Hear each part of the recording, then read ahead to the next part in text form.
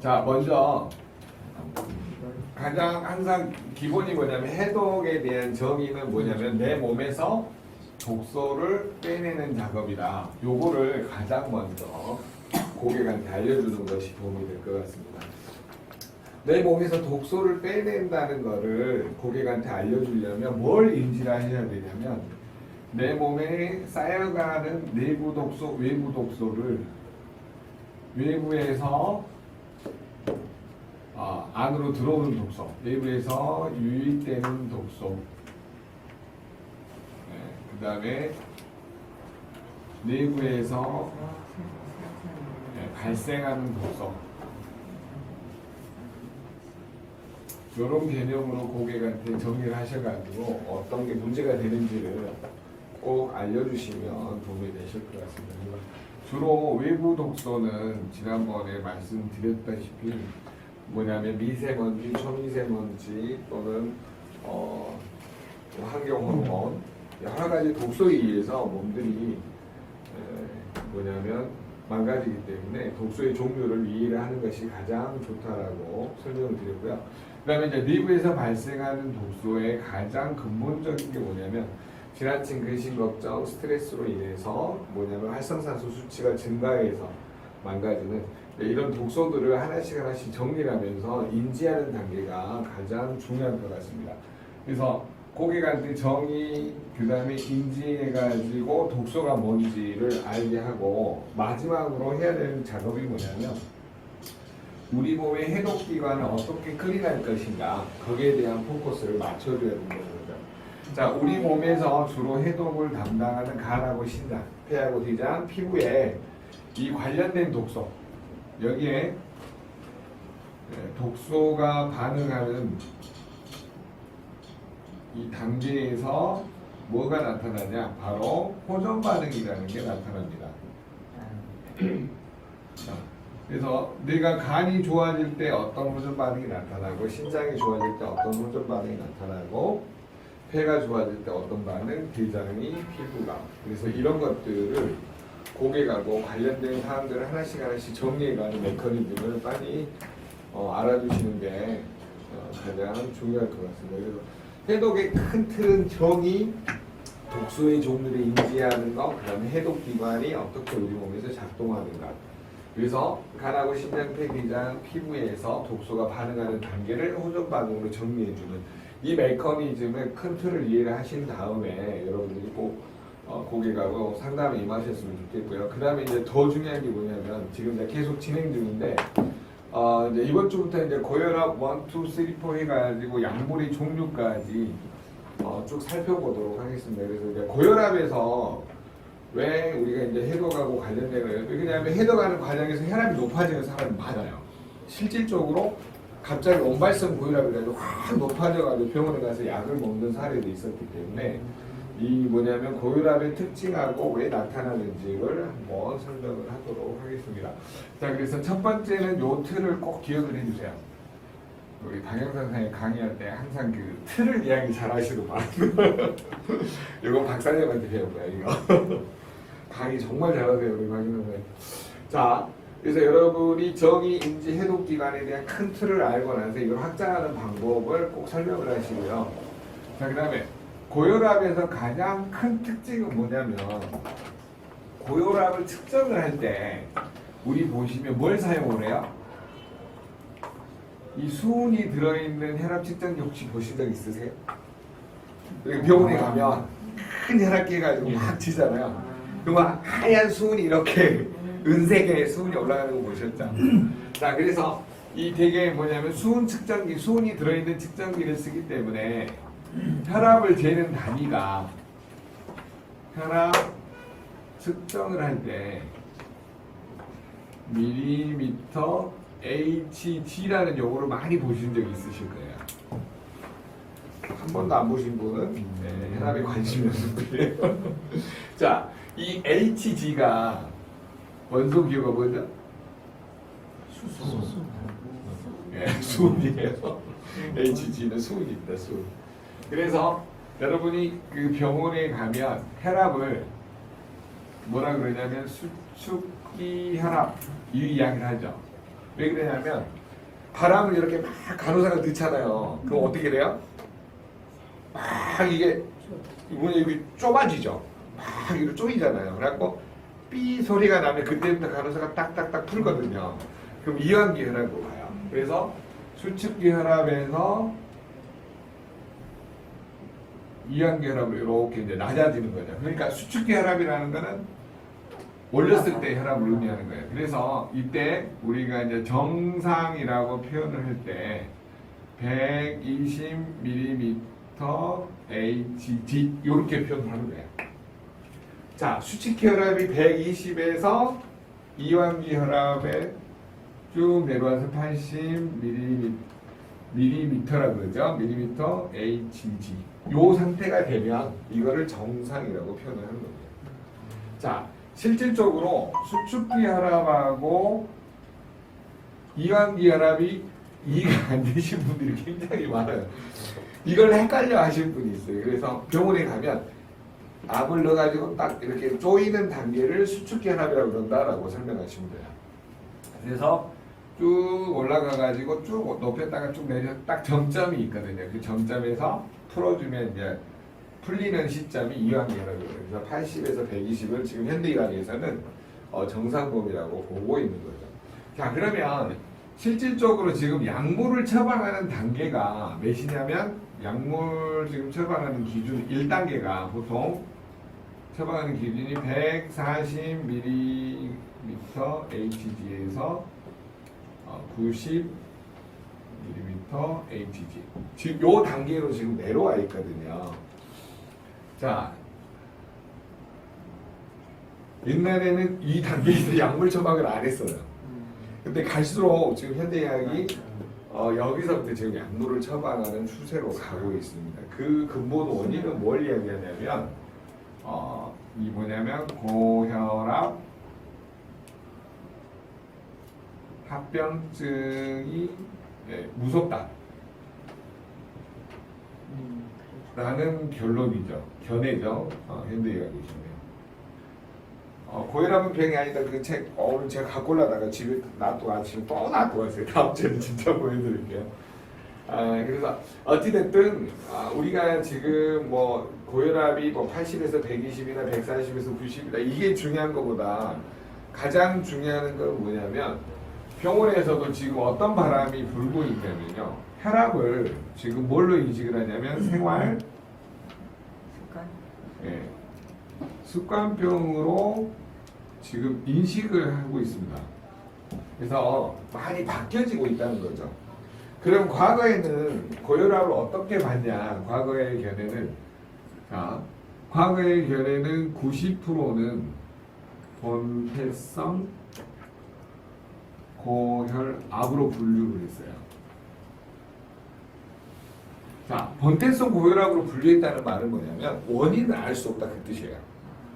과거에는 거의 원인을 알 수 없다. 뭐 몇 가지 원인이 있지만 거의 원인을 알 수 없는 고혈압으로 분류를 했었고 나머지 10%만이 뭐냐면 그 2차성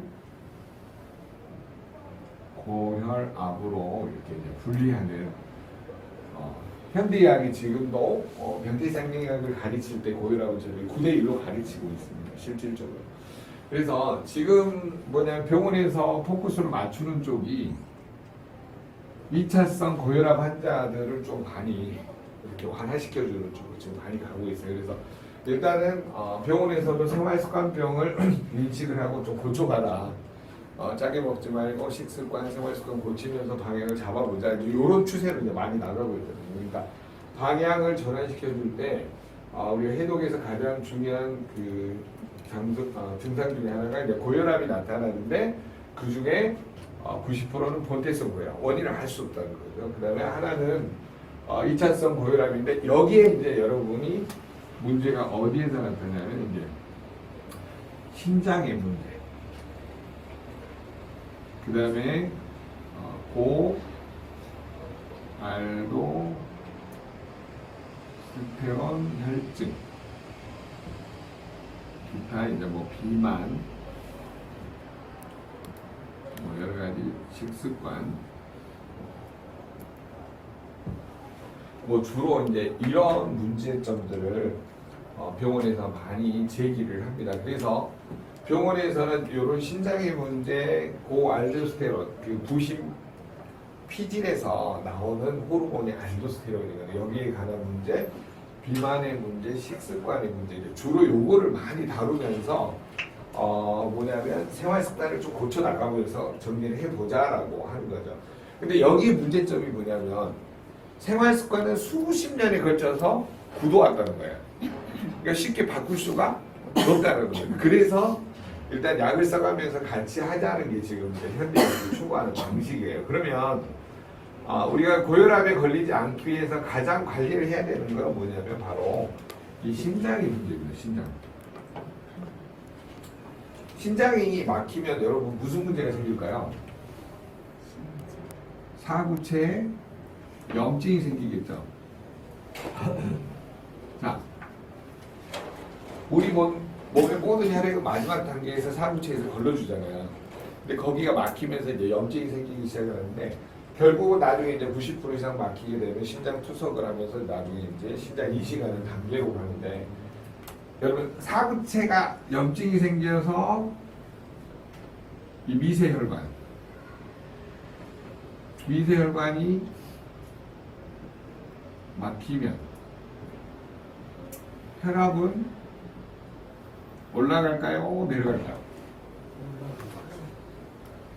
여러분 쫙 하수구에다 뿔뚝 막아 나와요. 댐을 건설했다고 생각해봐. 그러면 산사댐, 중국의 샨샤댐인데요. 폭발하기 일본 직전이 된다 이 말이에요. 즉 무슨 말이냐면 우리는 어떻게 보면 신성고혈압이라고 해서 신장에서 가장 먼저 고혈압의 증세가 나타나기 시작합니다. 막히면서. 그래서 우리는 이때 가장 많이 쓰이는 게 뭐냐면 우리가 혹시 그죠? 독소 배출이 안 돼가지고 신장 환자들 가장 큰 특징이 뭐예요? 부종 아시죠? 부어 있어요, 대부분 부어 있어요. 그래서 이 부어 있는 걸 해결하기 위해서 병원에서 쓰는 약이 뭐냐면 이뇨제예요. 그래서 이거를 1차성 고혈압 약으로 분류돼 있어요. 그래서 뭐 스피라닥토닌이 뭐 이런 그 약들을 굉장히 많이 쓰기 시작을 합니다. 자, 그런 측면에서 보시면 이 고혈압에 문제가 생겨나신 분들은 간하고 신장의 문제가 동반돼서 나타난다고 보는 거죠. 자, 이 해독기간에 신장의 문제를 보시면 잘 봐보세요. 자, 해독기간에서 신장의 문제가 생겼다라는 것은 이 혈액을 걸러주고 해독하는 무슨 기관에 문제가 생기냐면 간에 문제가 발생한 거죠. 자, 간은 무슨 문제가 발생을 했냐? 간은 우리 몸에서 가장 중요한 해독기관이에요. 자, 간 중에 해독기관인데 뭐냐면 간에 해독 기능이 떨어지면 무슨 문제가 생길까요? 피가 탁해지고 걸쭉해집니다. 자, 이런 문제가 생겨나기 때문에 이 문제로 인해서 무슨 문제가 생겨나냐? 바로 마지막 단계에 이 사구체, 신장의 사구체가 점점 막히면서 염증이 나타나기 시작을 한다는 거예요. 그러면 여기에 이제 가장 동반되는 문제를 여러분들이 보시면 어떤 문제가 생겨나냐면 간의 해독 기능이 떨어지고 피가 탁해지면서 걸쭉해지니까 신장이 막혀가기 시작한다는 거예요. 그러면서 막히니까 전체적인 뭐예요? 미세혈관이 막히면서 혈압이 어때요? 올라가요. 네. 그러다 보니까 이 사구체 혈관하고 이 신장의 문제는 결론은 무슨 문제냐? 해독기능 간의 문제라는 거예요. 그래서 병원에서 검사하는 이유 중에 하나가 뭐냐면 뭘 검사를 하냐면 이 간의 해독 능력을 검사를 하기 위해서 여러분이 잘 아시는 이게 세럼, S라는 말이 무슨 말이냐면요. 혈청이란 말이에요. 세럼, GOT. 세럼, GPT 그 다음에 감마 GTP 이거는 이제 알코올성 지방간 검사를 하는 거고요. 이 두 개는 간 효소 간 세포에서 효소가 빠져나갔을 때 수치가 높아지면 간에 염증이 생겼다라고 보는 거죠. 그래서 요 문제를 여러분들이 고객한테 정확하게 인지를 시켜주고 알려주는 게 중요합니다. 그래서 이 검사를 통해서 간하고 신장의 문제를 정확하게 이제 인식을 시켜주는 단계가 필요한 거예요. 그러면서 이제 병원에서 또 무슨 검사를 하냐면 신장에는 이 뭐냐면 혈중에 있는 이제 크레아티닌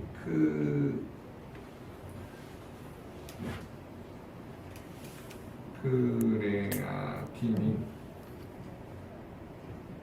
이 검사하고요. 그 다음에 혈중 요소 질소 지수 검사.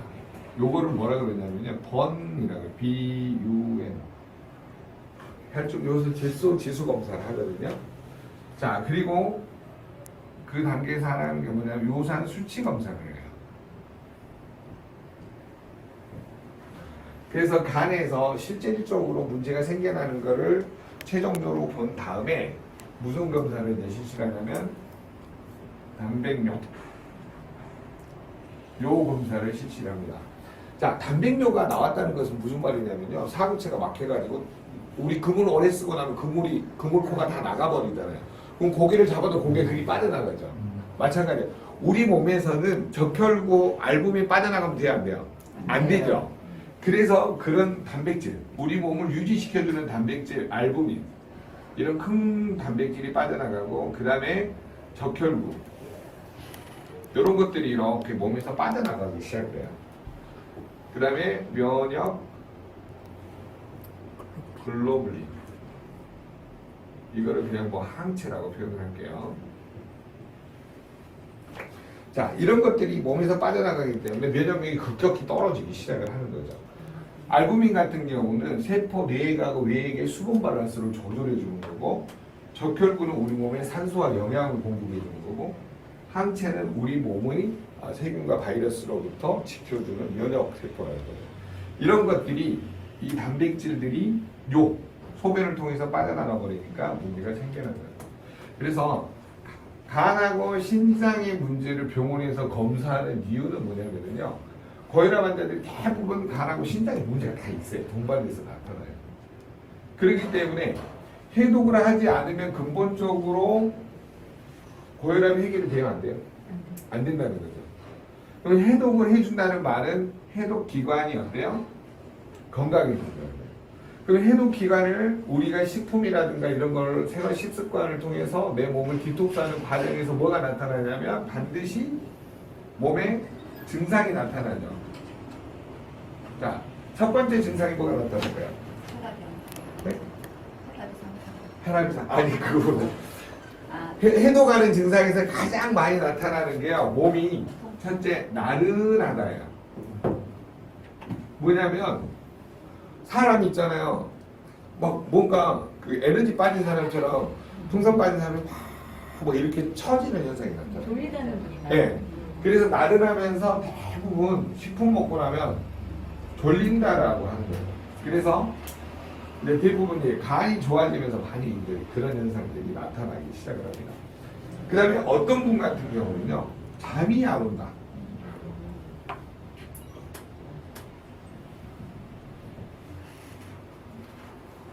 최고로 힘든 게 뭐냐면 리스토레이트를 먹었는데 새벽에 날 샌다는 분이 너무 많아요. 맞아요. 그래요. 스트레스 엄청 받아요. 원래는 먹으면 잠이 잠이 잘 와야 되는데 호전 반응이 몰라면 잠이 안 오는 쪽으로 나타나요. 이런 사람 우리 내자로 청개구리라고 하죠. 그왜 그러지? 제가 상담하다가 제일 애매모호한 게 이거예요. 분명히 뇌신경이 안정되면 잠이 와야 되는데 이 사람들은 왜 안 올까? 혹시 고민해 보신 분 있어요? 박사님 고민해 보세요. 우리 해주세요. 이게 뇌신경이 반응을 해서 네. 더 예민해지는 거. 네. 그러니까 죽었던 것이 살아나서 더 활성화돼서 그러는 것 같아요. 느낌상. 네, 제가 아버지거든. 그래서 잠이 안 오는 증세가 의외로 10명 중에 한두 명이 꼭 나타나더라고요. 이 부분을 어떻게 해결해? 그래서 지금은 이런 분들한테는 차라리 아침에 한 포를 먹고 점심 때 한 포를 먹어라. 뭐 이런 식으로 좀 유도를 하거든요. 그래서 이 부분은 좀 많이 고민을 많이 해보셔야 될 것 같아요. 진짜 안타까워요. 하다가 보면 이게 이제 제일 힘든 게 뭐예요? 우리가 상담하기 애매모호하잖아요. 그래요. 네. 진짜. 프랑스 말로 알쏭달쏭하고 네, 아프리카 언어로 긴가민가하고 이게 제일 힘들어요. 네. 이 잠이 안 오는 분이 12시 정오에 먹어도 안 오는 분이 있어서 네. 그분은 하루에 한 4포 이상을 한 네. 3개월을 먹었더니 네. 그 다음에 잠이 오더라고요. 아, 네, 그래요? 네, 그런 분도 있어요. 네. 그래서 우리가 하면 안 나가요. 요즘에 우리가 이제 좀 고민을 많이 하는 게 뭐냐면 요 두 가지 증상이 가장 많아요. 졸린다 하고 잠이 안 온다 하고. 그 다음에 이제 세 번째 증상이 가장 많이 나타나는 게 뭘까요? 지금 뭐냐면 우리 식품을 해독하는 과정에서 가장 많이 나와요. 속쓰리다. 네. 아우 역시 임상이 많으시네. 아니 식품 먹었는데 속쓰리다 하신 분은 진짜 이해가 안 갔어요 처음에. 근데 많아요. 근데 의외로 많더라고요. 위 속이. 염이 있는 네. 그래서 못 먹어. 특히 속이 쓰리신 분은 제가 그 책을 읽다가 발견했는데 그게 뭐냐면 위축성 뭐냐면 이게 뭐냐 위축성 신경 그 이게 위축성 신경성이라 그러더라고요. 신경성인데 이게 뭘로 나타나냐면 장, 상, 피, 화생. 자, 위험이 깊어지잖아요. 그러면 장 점막이 위축되고 신경성에 의해서 이게 딱딱해진 거예요. 근데 병원에서는 검사를 해도 장상피 화생이 잘 안 나타나요. 근데 장상피 화생은 어떻게 보면 여기가 위암 1기잖아요. 1기 전 단계예요. 전 단계. 그러니까 이때는 식품을 먹었을 때 속이 쓰리다고 하신 분은요 이미 장상피 화생으로 보면 1기부터 그냥 우리가 쉽게 4기까지 나눠본다라 그러면 1기에 접어든 거라고 보시면 돼요. 제가 이번에 상담을 해보니까 근데 병원에 가서 검사하는데 이상이 없대요 다. 다 없대. 네. 맞아요. 근데 이번에 아시는 분도 그러더라고. 선생님 말대로 가봤는데 우사가 너무 깨끗하대요. 그런데 어떻게 보면 그 장점막 위축되고 굳어지면서 일기로 접어들었습니다. 요때는 안 나타나요. 병원에 가도. 그럼 막 토하시는 분이요. 예, 예. 그래서 토하시는 분은 네. 대부분 이제 예민하신 분이 토하를 하죠. 네. 이번에도 보니까. 그래서 이걸 어떻게 볼 것이냐. 그래서 이분들은 파워하고 리스토레이트 말고 젤 슈츠하고 그 다음에 콜라겐 요렇게 방향을 틀어서 해봤더니 굉장히 좋은 결과가 나타났어요. 자, 그러면 여기에서 우리가 한 가지 재밌는 이론을 볼게요. 어떤 게 있냐면 위가 안 좋잖아요. 위가 안 좋으시면 우리 그 오행에서 간, 담, 비, 해, 신. 자, 간담 비폐신 이게 무슨 말이냐면요. 간이 안 좋으면 뭐냐면 아니 간이 안 좋으면 이렇게 비위라 그래서 요거하고 상관관계가 있어요. 그래서 무슨 말이냐면 비위가 안 좋으신 분은요 이게 목화토금수에서 이게 목토라 그래서 죄송합니다 이런 용어를 쓰면 안 되는데 간이 이제 이렇게 화가 미쳐가지고 위장을 때려버리면 위의 기능이 떨어진대요. 그러다 보니까 이제 무슨 문제가 생겨버리냐면 특히 신경성으로 열받으면 간이 어때요? 화가 미치죠. 간이 막 배 밖으로 나왔다는 사람 보셨죠? 네. 그 사람도 화가 많아요. 그러면 간이 상해요. 그러면 목극토라 그래가지고 간이 비장, 위를 때려버리거든요. 근데 이때 한의학에서는 비위, 췌장 이거를 한 세트로 가요. 비장, 위장, 췌장 한 세트로. 자, 여러분 이제 그런 측면에서 보시면 현대인들은 스트레스 받고 피곤하잖아요. 간이 좋아요, 안 좋아요? 안 좋아진단 말이에요. 그러다 보니까 무슨 기능이 안 좋냐면 비장, 위장, 췌장 이런 그런 그 특히 효소를 담당하는 기능들이 떨어진다는 거예요. 그러다 보니까 지용성 영양소 흡수가 잘 돼야 한대요. 안 돼요. 안 된대요.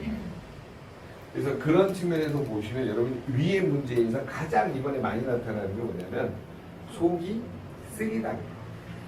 그래서 이 장상피 화생하고 위축성 신경성 위염이 있는 분들은 위 보세요. 위가 어떻게 생겼냐면 여러분 이렇게 보시면 위 점막으로 음식물 찌꺼기가 스며들어 가지고요. 저기 외부 벽 있죠. 뒤쪽에 있는 벽 여기 위를 감싸고 있는 벽이 있을 거 아니에요. 외부. 네. 이 뒤쪽이 딱딱해지는 벽을 뭐라 그러냐면 담적병이라고 그래요. 이런 분들은 대체적으로 속이 쓰리다라고 합니다. 근데 이것도 병원에 가면 나와요, 안 나와요? 안 나와요. 안 나와요. 지난번에 80세 어르신이 속된 말로 미치고 펄짝 뛰었대요. 식품은 먹고 싶은데 속이 쓰리다는 거야. 그래가지고 결론은 나중에 이제 위담 한방병원에 갔더니 이제 담적병 증상이 나왔어요. 그래가지고 위담 한방병원에서 약재를 한 180만 원치를 가져오셨더라고요. 그래서 우리가 요 단계에서 가장 인식하셔야 될 부분은 심장의 문제에서 가장 많이 나타나는 게 뭐다? 고혈압의 문제가 동반된다는 거예요. 그거를 꼭 알아보세요. 여러분 요게 인식이 안 되면 이 증상이 나타날 때 여러 가지 동반되는 증상들이 같이 나타나거든요. 자, 그러면 이제 신장의 문제하고 간의 문제 이런 검증의 문제가 어떻게 동반되는지 이해되셨죠? 정말 이해되실까요? 네. 그래서 요거를 1차적으로 보시면서 이제 뭘 이해를 하셔야 되냐면 두 번째 고알도스테론 혈증. 자, 저게 여러분이 이해가 되면 오늘 공부를 아주 잘하신 거예요. 여기 오셨는데 알쏭달쏭하고 애매모호하고 긴가민가하고 저기 하시면 아리까리하면 도움이 안 됩니다. 자, 그래서 뭐 고알도스테론 혈증을 이해를 하시려면 여러분 뭘 이해를 하셔야 되냐? 여기를 보세요. 자, 여기를 보시면 뭐가 있냐? 자, 여러분들이 고알도스테론 혈증을 이해하려면 부신 피질 호르몬을 어때요? 이해를 해야 돼요. 무슨 호르몬을 이해해야 된다고요? 부신 피질 호르몬. 자, 그러면 여러분 왼쪽 아래에 보시면 사람이 나와 있어요. 자, 콩팥 위에가 세모 모양의 피라미드처럼 붙어 있는 게 있죠. 자, 여기 이렇게 분홍색이 콩팥이에요. 그 위에 세모처럼 붙어 있죠. 뭐라고 적어져 있어요? 부신, 겉질, 부신, 수질. 겉에 있는 것이 겉질이고 안에 있는 게 속질이에요. 네, 속질이라고도 합니다. 피질, 겉에 있는 건 피질이라고도 하고요. 자, 그런데 그거를 확대해 놓은 거, 이거를 확대해 놓은 게, 자, 위로 쭉 가보세요. 위로 쭉 가보면 분홍색 위에 노란 거 붙어 있죠. 요게 바로 뭐예요? 부신이라는 장기예요. 한의학에서는 부신을 설명할 수가 없어요. 여기는 그 당시 때 과학이 발달 안 했기 때문에 부신은 신장의 한 일체로 파악을 합니다. 그래서 요거는 현대의학이 발전하면서 이해가 된다는 거예요. 그러면 여러분이 왜 부신이라는 장기를 이해를 하셔야 되냐면, 자, 부신 겉질 또는 부신 피질. 여기에서 나오는 호르몬이 맨 위에 보니까 무슨 스테론이라고 있어요? 알도스테론. 알도스테론이라고 이렇게 적어져 있어요. 자, 거기에다가 뭐라고 적어주냐면 나트륨 재흡수, 그 다음에 이 기란관계이기 때문에 칼륨 배출, 이거를 도와주는 호르몬이 뭐냐? 알도스테론이다 이 말이에요. 염류코르티코이드는 원래 무기질 코르티코이드예요. 이게 뭐냐면 바로 알도스테론을 염류코르티코이드라고 합니다. 염류는 뭐냐면요, 무기질. 그러니까 무기질은 우리 몸에서 비타민이 아니고 미네랄이잖아요. 그렇기 때문에 나트륨, 칼륨, 그게 뭐라고 적어져 있어요? 염분 농도와 수분 균형 유지라고 적어져 있죠. 그래서 우리 몸에서 나트륨, 칼륨, 칼슘, 마그네슘 이런 것들이 전해질 수분의 균형을 유지하는 용도로 쓰인다 이 말이에요. 그래서 이 두의 균형을 유지해주는 나트륨하고 칼륨이 혈액에 적절하게 있도록 유지해주는 호르몬의 이름이 뭐예요? 알도스테론이에요. 그런데 여기에서 지금 뭐라고 높을 꽃자 적어져 있죠? 높다. 알도스테론이 부신피질 호르몬이 어디에? 혈액 안에 증가했다 이 말이에요. 이해되셨어요? 저기는 증가했다는 뜻은 아니고 증세다 이 말이에요 원래. 자, 거꾸로 해석하면 돼요. 어떤 증세가 나타났어. 어떤 증세냐? 혈액 안에가 알도스테론이라는 부신피질 호르몬이 높아졌어. 높아졌다는 말은 나트륨 재흡수를 많이 했다는 이소리예요. 뭐가 증가한 거예요? 혈액 안에 나트륨이 증가했다는 거예요. 여러분, 나트륨이 증가하면 어떻게 되냐면 심장 박동수가 빨라지게 돼 있어요. 그거를 이해 못 하시겠다고요?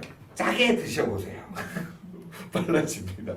자, 그래서 고알도스테론 혈증은 뭘 유발을 하냐면 2차성 고혈압을 유발을 한다 이 말이에요. 들리시죠? 네. 모르면 질문하셔도 돼요. 여러분이 이걸 좀 이해가 안 된다 하시면 말씀하셔도 됩니다. 자, 개념상으로 좀 이해되죠? 네. 개념상으로는. 자, 그러면 이 부신이라는 장기가 이렇게 생긴 콩팥 어디 위에 있어요? 그 위에 이렇게 붙어 있다 이 말이에요. 원래는 이렇게 달려 있어요.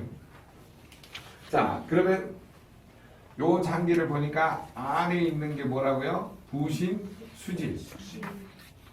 밖에 있는 것이 피질 또는 겉질. 수질 안에 있는 것은 수질 또는 속질 이렇게 돼요.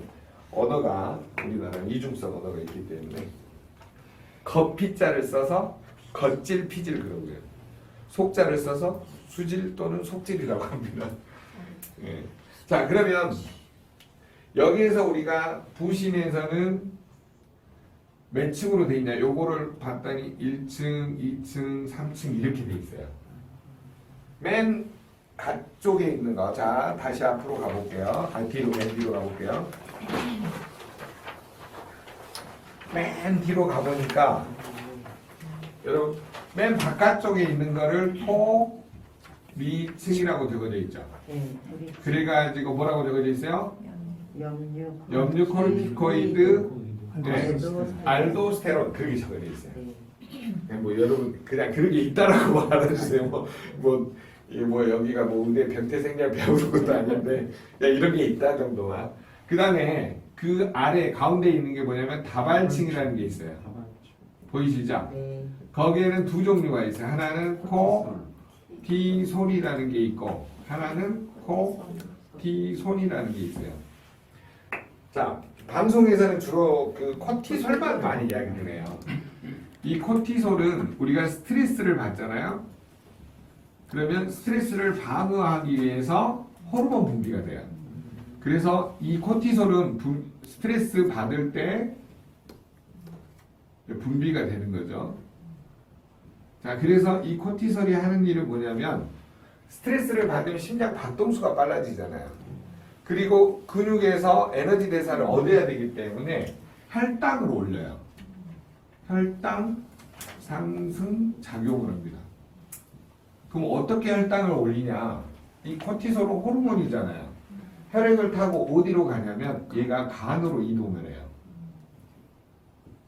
자, 우리 몸은 탄수화물, 지방, 단백질 이런 것들을 중성 지방이나 또 포도당은 어떤 형태로 저장을 하냐면 글리코겐이라는 걸로 저장을 해요. 자, 우리가 남는 포도당을 간하고 근육에 어떤 형태로 저장하냐면 글리코는 영양소죠. 겐은 뭐예요? 액기스다 이 말이야. 깽, 영양깽 들어오셨죠? 글리코갱이다 이 말이야. 그러니까 포도당을 응축시키는 뭐예요? 글리코겐이 된다 이 말이야. 이해되죠? 그러면 이거는 저분자가 아니라 고분자 형태로 많이 모아놓은 거 아니에요. 그러니까 설탕을 많이 해갖고 사탕 만들어 놓은 거예요. 요거를 쪼개가지고 혈액으로 다시 흘려보내면 뭘로 바뀌어요? 포도당으로 바뀐다 이 말이에요. 그 역할을 하는 놈이 뭐라고? 코티솔. 이해되죠? 또 요 역할을 하는 게 또 아까 뭐라 그랬어요? 간에는 저혈당일 때 분비되는 우리 알파 세포에서 저혈당 고혈당일 때는 인슐린이 분비된다 그랬죠? 저혈당일 때 분비되는 호르몬은 뭐예요? 글루카곤. 뭐라고요? 글루카곤.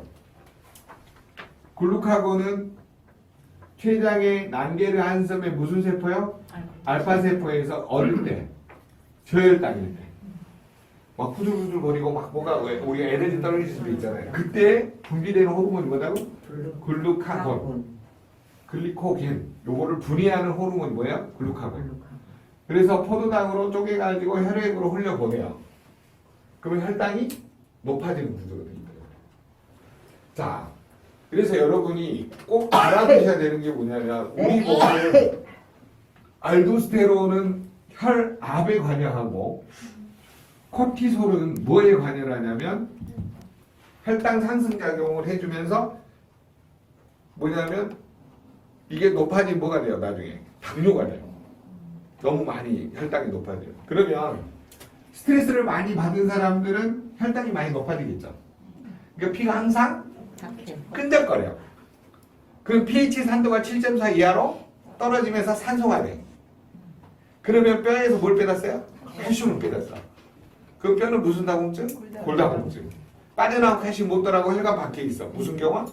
동맥경화. 뇌가 딱딱해지면 뇌경색. 심장혈관이 딱딱해지면 심근경색.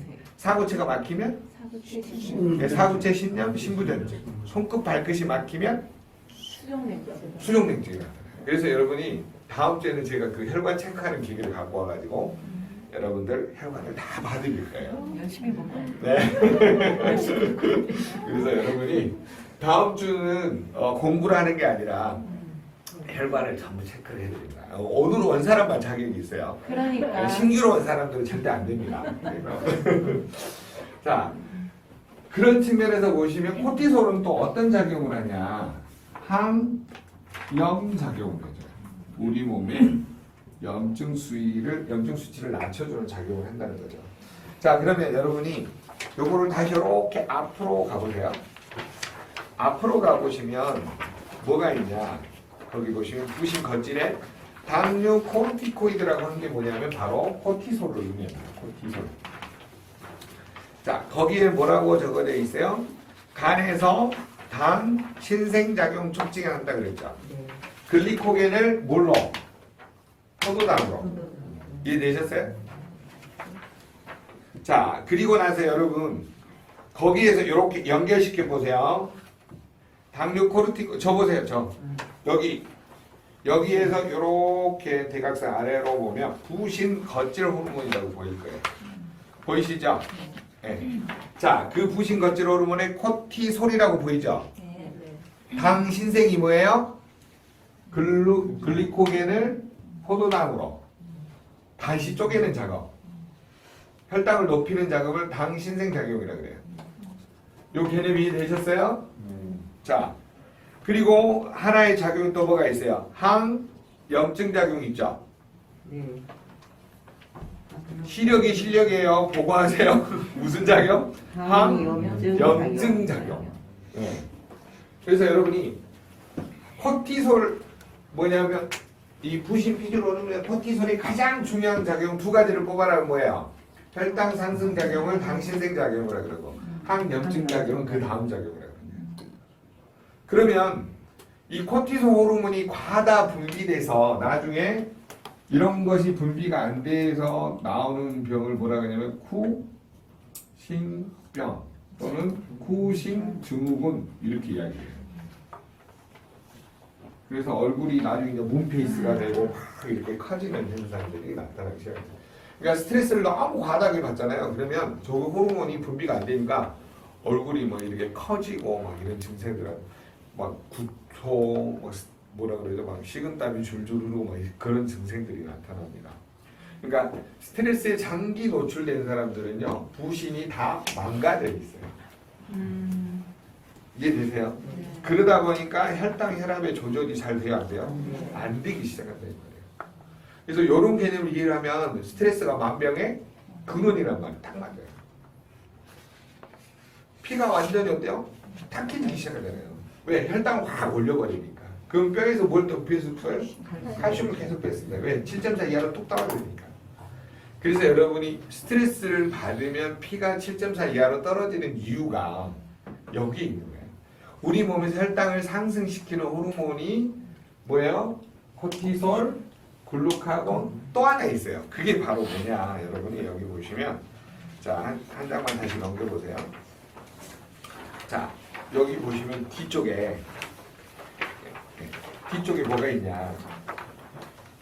아드레날린, 노르아드레날린이죠. 네. 자, 이 아드레날린도 어떤 역할을 하냐? 혈당을 상승하는 호르몬이에요. 자, 아드레날린 이것도 혈당을 상승합니다. 아드레날린은 주로 근육에 작용을 해가지고 근육에 저장되어 있는 글리코겐을 녹여서 혈당으로 보내요. 그래서 혈당 상승 작용을 일으킵니다. 그러면 여러분이 지금 이제 뭘 알아두셔야 되냐면 혈압이 온 사람들은 반드시 당뇨도 거의 대부분이 같이 와요. 그러니까 당뇨가 온 사람도 혈압이 오고.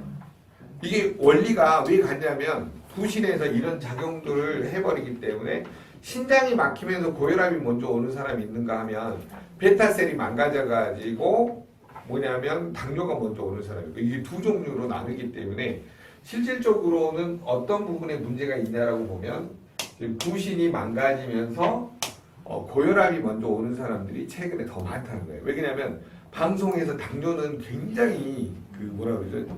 강조를 많이 해가지고 국민들이 혈당 체크도 많이 하고 요즘 자가 혈당 체크 하시잖아요. 그렇기 때문에 굉장히 안정화돼 있어요. 그런 측면에서 보시면 지금 요게 어디에서 망가졌는지 이해되신가요? 네. 조금 들리시죠 이제? 네. 결론은 무슨 말이냐면 고알도스테론 혈증도 스트레스에 의해서 그 다음에 코티솔도 뭐예요? 스트레스에 의해서 아드레날린도 스트레스에 의해서 주로 이게 싹 부신, 피질, 속 안에 수질 다 이렇게 분비가 된다 이 말이에요.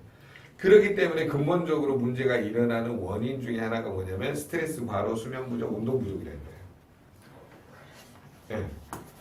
그래서 호르몬 불균형이 일어나는 이것을 이해하지 못하면은 해독이 될까요, 안 될까요? 안 된다. 그래서 고혈압하고 관련된 문제를 간하고 신장하고 신장에 부가적으로 딸려 있는 부신의 문제까지 이해를 하셔야지만이 여러분이 정확하게 이 고알도스테론 혈증이 뭔지를 이해가 된다 이 말이에요. 네. 그러면 이런 상황에 있는 경우는 네. 저희가 어떤 식품으로 이렇게 좀 권해드려요? 자, 그래서 결론 요 두 가지로 해결하실 수가 있습니다. 적절히 잘 질문하셨어요. 병원에서 말하는 개념하고 일반 후든 그 뭐냐면 학자들이 말하는 건 뭐냐? 결론은 당뇨, 고혈압, 그 다음에 고지혈증, 그 다음에 동맥경화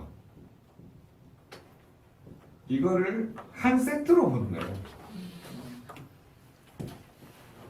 자, 그래서 이거를 고칠 수 있는 방법으로 대안책으로 제시한 게 뭐냐면 바로 비만을 살깎기를 통해서 다이어트. 살깎기가 뭔지 아시죠? 다이어트를 살깎기를 한대요 북한에서. 예. 진짜라니까요. 그 방금 속에 나온 거예요. 예. 비만한 사람을 살깎기를 통해서 다이어트를 한다. 예. 결론은 다이어트가 답이라는 거죠. 왜? 이 몸 안에 지방세포에 요 개념 다시 한번 설명을 드릴게요. 자, 우리는 TG, 트리글리세라이드라고 하는 이 중성 지방을 어떻게 생겨나냐면 우리가 섭취하는 것이 과도하면은 나머지를 다 뭘로 저장을 해요? 중성 지방의 형태로 TG 저장을 해요. 지방산 세 분자하고 글리세롤 한 분자로 저장하는 게 바로 이 TG라는 중성 지방입니다. 근데 이 중성 지방은 어디다 저장을 하냐? 소울세포가 아니고 지방세포에다가 저장을 해요. 아이고. 지방세포는 어디에 주로 있어요? 피부 아래쪽에 주로 많고, 그 다음에 어디에 주로 있어요? 내장, 소장하고 대장 사이에 이렇게 지방세포들이 많아요. 얘네들은 혼자 있으면 깡패지만 몰려 있으면 조직이 돼요. 지방세포도 둘 이상 모이면 뭐가 돼요? 지방 조직이 되는 거예요. 그래서 이 지방 조직이 분포도가 피부 아래에 있냐, 소장하고 대장 사이에 있냐에서 피하지방이냐, 내장지방이냐 분류만 할 뿐이에요. 피하지방이 많은 사람은 배둘레 햄이 많고, 엉덩이가 튀어나오고, 팔뚝살이 튀어나오고, 뭐 이런 거죠. 내장지방이 많은 사람은 어때요? 소장, 대장 사이에 많이 쌓여있는 거예요. 자, 이렇게 돼서 중성지방이 과다해지면 아디포사이트카인이라는 나쁜 호르몬이 나와요. 자, 이 나쁜 호르몬 중에 하나가 뭐냐면 TNF-알파라는 호르몬이 있는데 요게 뭘 일으키냐면 혈당을 상승시켜가지고 인슐린 저항성을 일으키는 원인이 돼서 요게 당뇨의 원인이 된대요. 뭐가 된다고요? 당뇨의 원인. 이 6장째에 다 있어요. 자, 그 다음에 두 번째 엔지오텐시노겐. 자, 요거는요 그대로 어원을 해석해 보면 엔지오가 혈관이에요. 텐시노겐은 수축시키는 문제. 혈관이 수축되면 압이 높아지니까 뭐의 원인이 될까요? 고혈압의 원인이 돼요. 자, 그 다음에 PAI-1. 자, 이 P자가 혈소판이래요. 혈소판. 혈소판의 액티베이션 활동을 억제를 시켜버리면 어떻게 돼요? 활동을 많게 해버리면 혈액이 응고되겠죠. 그래서 이걸 혈전을 유발시켜가지고 뭐가 되면 동맥 경화의 원인이 되는 거죠. 자, 이런 물질들, 당뇨, 고혈압, 동맥경화를 일으키는 원인 물질이 전부 어디서 나오는 거예요? 지방 조직에서. 피하지방, 내장지방 이 조직에서 빠져나오는 거예요. 조직에서 나온 놈은 손가락을 잘라요. 손목을 자르듯이. 갑자기 뭐가 이 조폭 같은 놈들이 나와가지고 우리 몸을 이렇게 나쁘는 거예요. 이해되셨죠? 네. 여러분들이 칼 들고 다니면서 당뇨, 인슐린 분비하는 뭐예요? 베타셀을 공격을 하고, 엔지오텐시노겐은 말초혈관을 확 밟아버려가지고 혈관을 밟으면 어떻게 돼요? 압이 높아지겠죠. 고혈압을 일으키고 혈액을 다 끈적거리게 만들어가지고 어떻게 돼요? 동맥경화를 일으키고 이런다 이 말이죠. 그래서 요 대안책 결론은 해독의 가장 근본 대안책 고혈압 당뇨를 해결할 수 있는 대안책은 뭘 제시를 하냐? 이 비만한 사람들을 다이어트를 통해서 결국은 바꿔가자는 거죠.